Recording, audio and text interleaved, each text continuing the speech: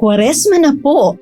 Sa pagpapalagay natin ng abo sa ating noo, inaamin nating makasalanan tayo at nais nating magbalik loob sa Panginoon.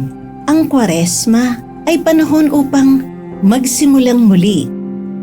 Napagalitan ka ba at nagtampo dahil akala mong hindi ka dinidinig ng Diyos?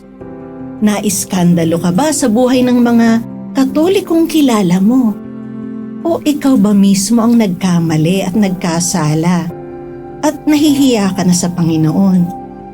Tara na po, sama-sama tayong maglakbay ng may pag-asa palapit sa Kanya dahil hinihintay niya tayo ng buong pagmamahal. Ito po ang mensahe ni Pope Francis ngayong Kwaresma.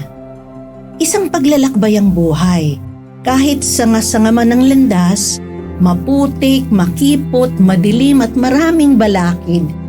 Kung magkakasama tayo, kapit kamay nating matutulungan ang isa't isa.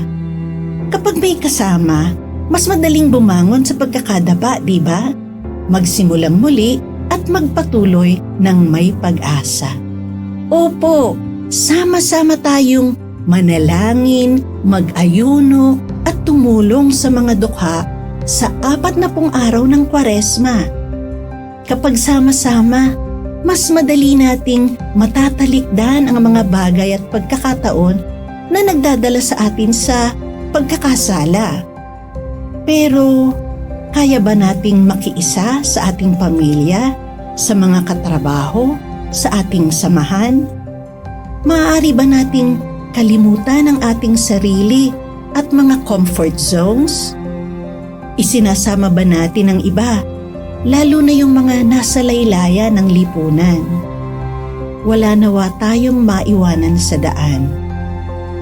Nagwagi na si Kristo laban sa kasalanan at kamatayan. Siya ang ating pag-asa. Nananalig ba tayo sa kanyang habag na yumayakap at nagpapanibago sa atin? Kapanalig, magsimula tayong muli dahil hindi nagsasawang magpatawad ang Ama at sama-sama tayong maglakbay ng may pag-asa pabalik sa Kanya. Amen.